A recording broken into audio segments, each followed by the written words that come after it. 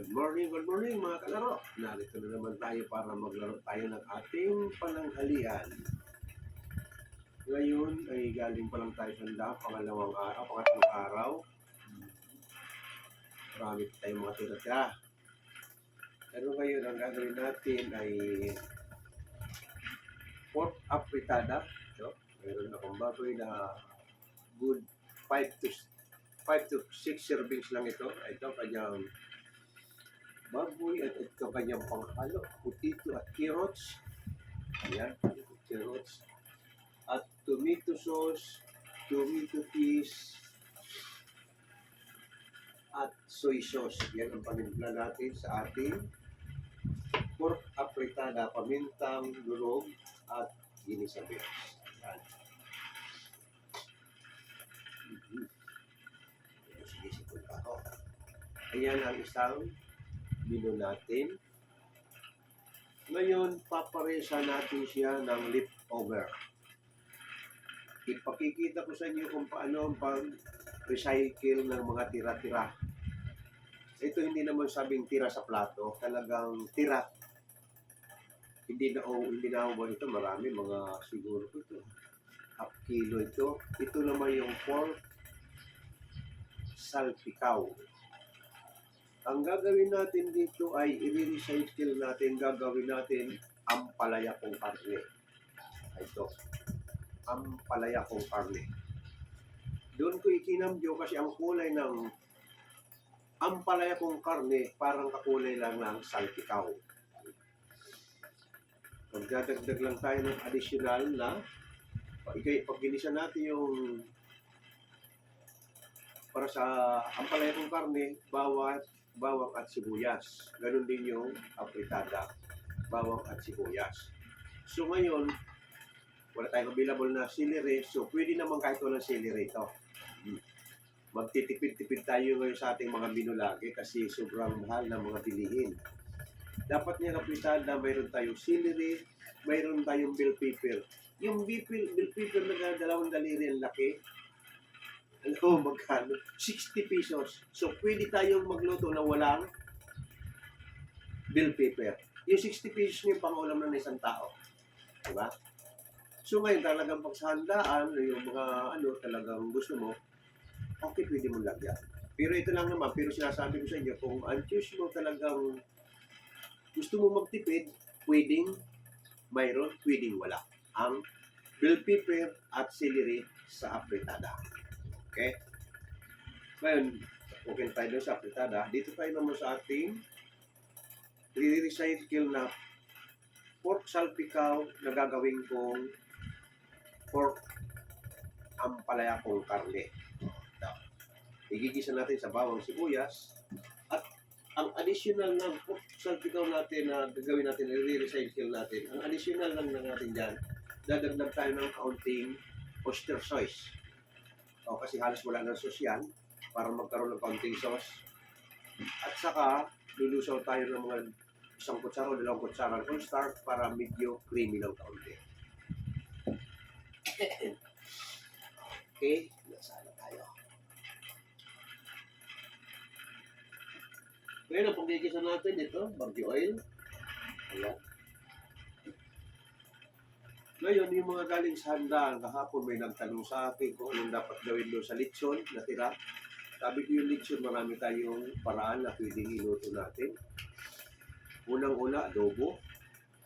Pangalawa, pakso lechon. Pangatlo, pwede rin sa apritada. Kaya lang, pag apritada mo, ang iluluto muna doon, igigisa mo, luluto muna doon yung patatas, carrots, at saka sauce. Pag natimplahan mo na doon, ilulublog mo na lang yung lechon pakso na yun. Yun na. Hindi mo na dapat pakulan kasi malambot na yun. Tapos, ano pa yung kailan putahin na tayo, tatlong putahin na tayo sa nagsahingi sa akin ng suggestion tungkol sa lechon na tira. Hindi ko na tanong yung pangalan nyo, may 3 option akong binigay sa'yo. At pang-apat, pwede mo yung pinakalaman talaga, pwede mong timpla ng para sa steak. Lagyan mo ng kaunting oyster sauce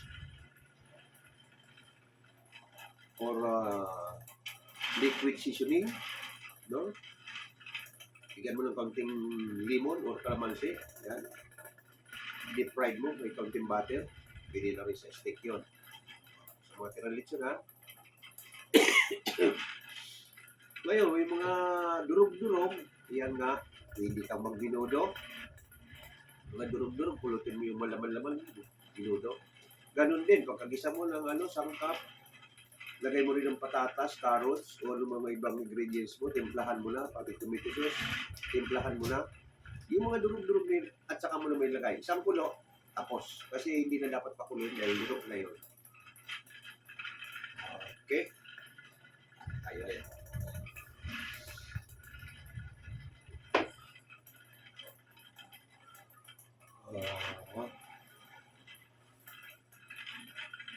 Ngayon kasi, kumbaga sa galing tayo sa handaan, talagang hindi mo maiwasan na maraming matitira sa ating refrigerator. Pero may mga tomato sauce, pag hindi nyo nilagay sa freezer, at inabot na 2 o 3 araw sa ref, sa iba, compartment ng ref natin, ito yung pinaka-freezer, ito yung nilalim, yung pinaka-ref natin, laylo lang ang lamig.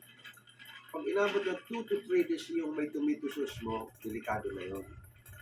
Hindi na kayang yun. Delikado na yun. Pwede lagay mo lang 1 araw, kinabukasan pwede yun. Pero abutan na 2 o 3 araw, delikado na pag may tomato sauce.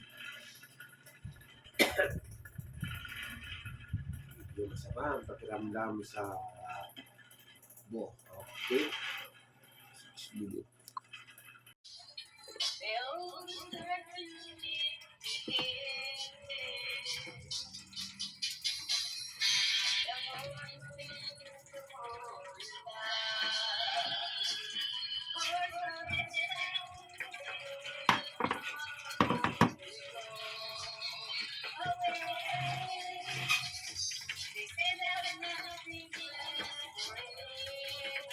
Ito na, magluluto na tayo.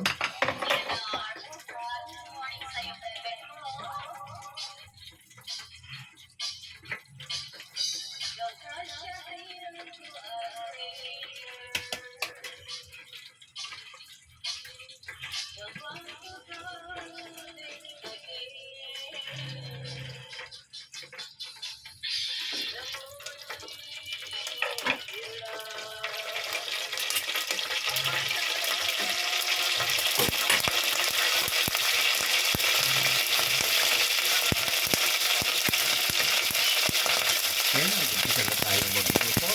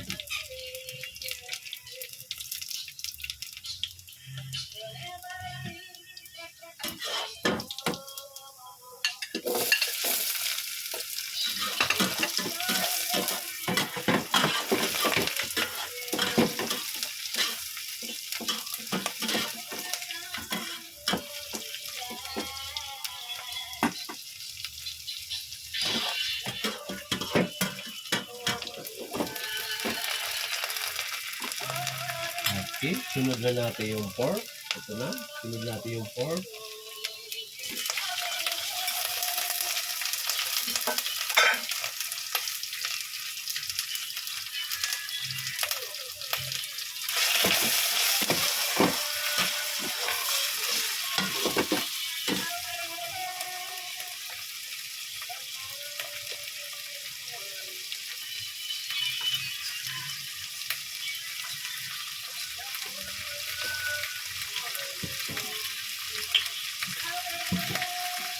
Lagyan natin ng kaunting soy sauce.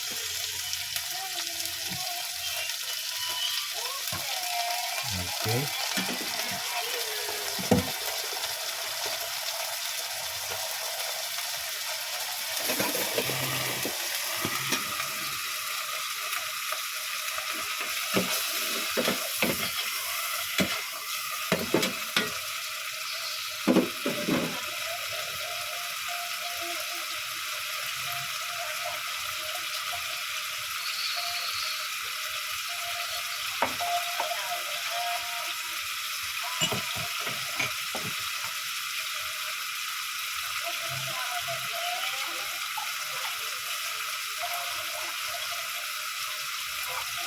Lagyan natin naman ito glasses water para gumamuti yung ating baboy.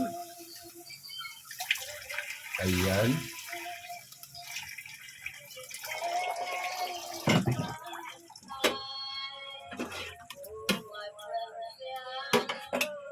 Okay.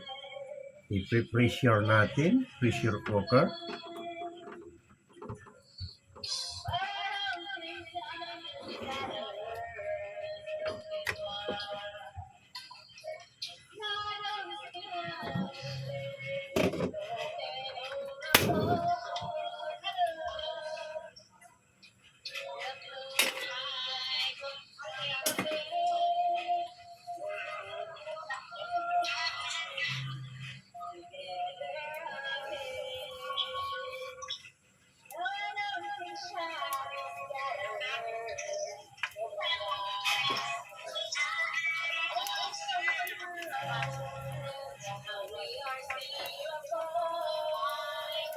Lagay na natin yung bawang.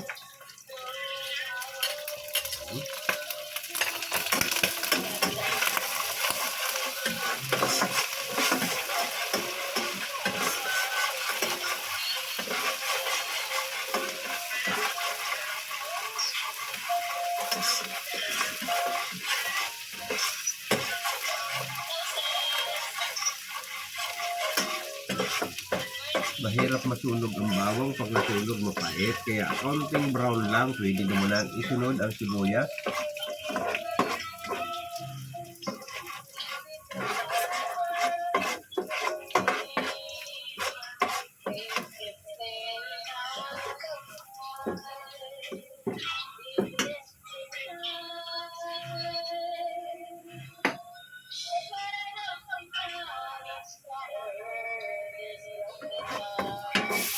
Okay.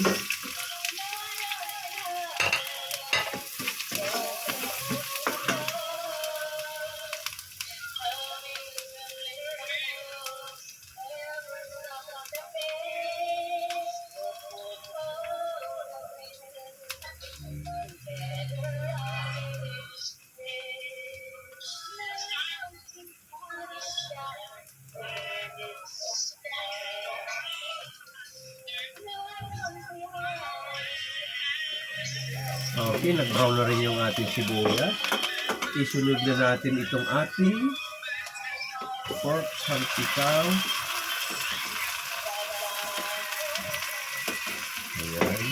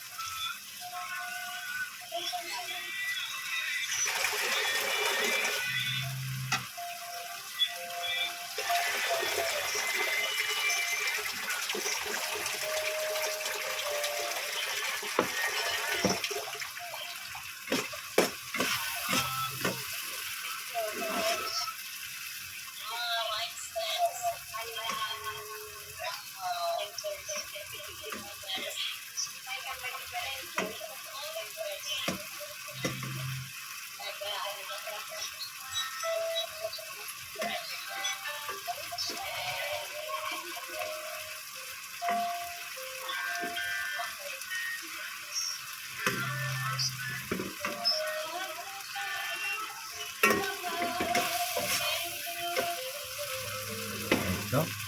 Ilagay na natin yung ampalaya.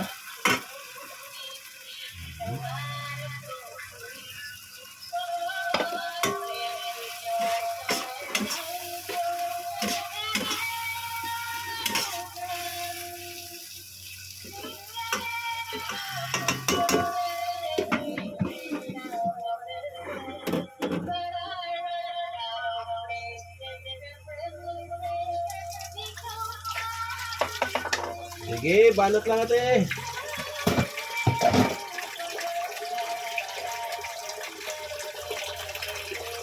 Sige. Sige.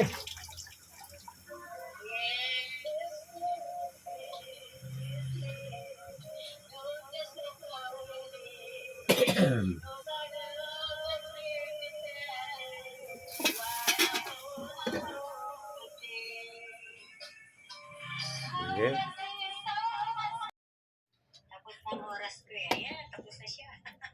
Tapos na. Dadaling ko na. Tapos na yung ating luto. Doon na tayo sa dining. Kaya uli.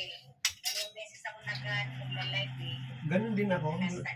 Nagla-live din ako ng hapon. Size naman. Alas 6 ng hapon. Kaya doon ako sa bilyara naman. Alas 6 ng hapon. Wala namang problema, te. Ito, doon na tayo sa dining. Nandun na yung ating finished product. Wala namang problema natin. Sumobra yung ating live.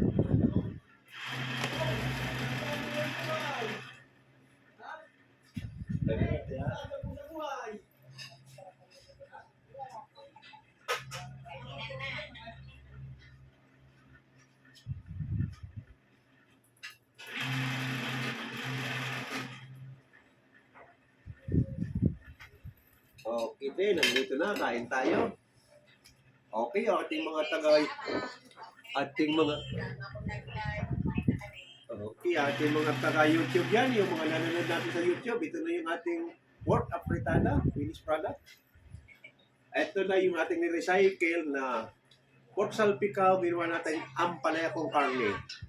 Kasi marami tayong tira-tira natin sa nakalipas na okasyon, di ba? Ayun na yun. So ngayon,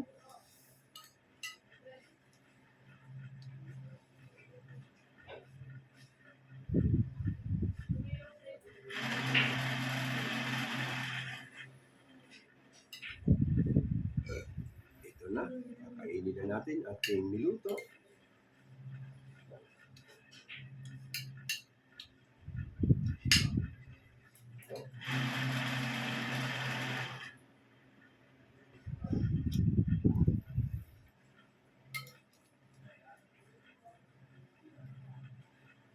Pag mga ganito, ang gusto ko rito ang patatas.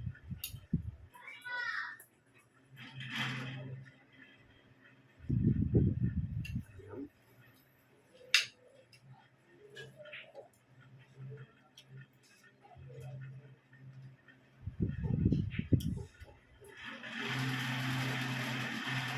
Dito naman sa ating ampalaya kung kami, paborito ko ito, ampalaya. Ayan. Walang problema magkahalo ito kasi ang sauce naman hindi naman magkakontra. Hindi magkakontra ang lasa. Okay lang. Pareho silang sauce at hindi naman magkakontra.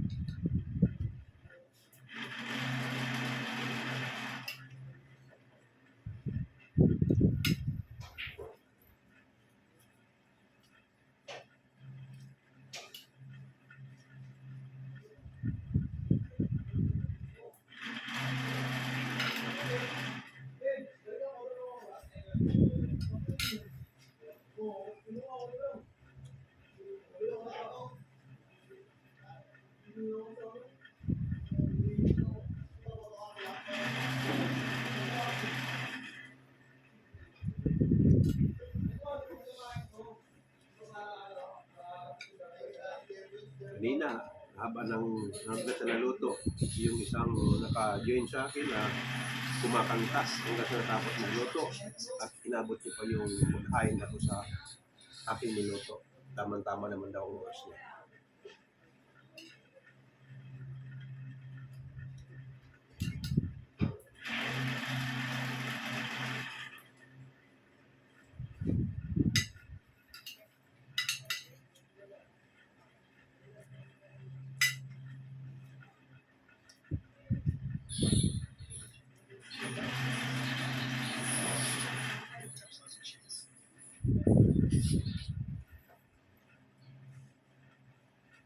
Hello, my friend.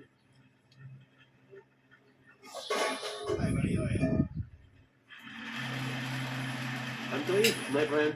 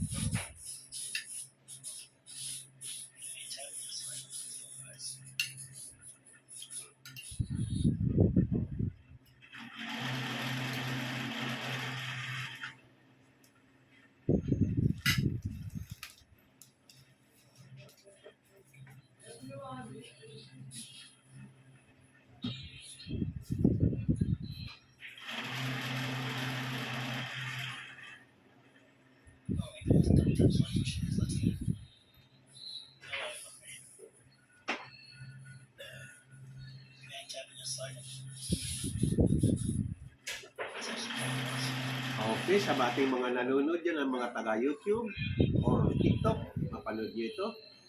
Okay, tapos na naman ang isang araw natin. Maraming salamat aking mga taga-subaybay, lalo-lalo na yung mga baguhan.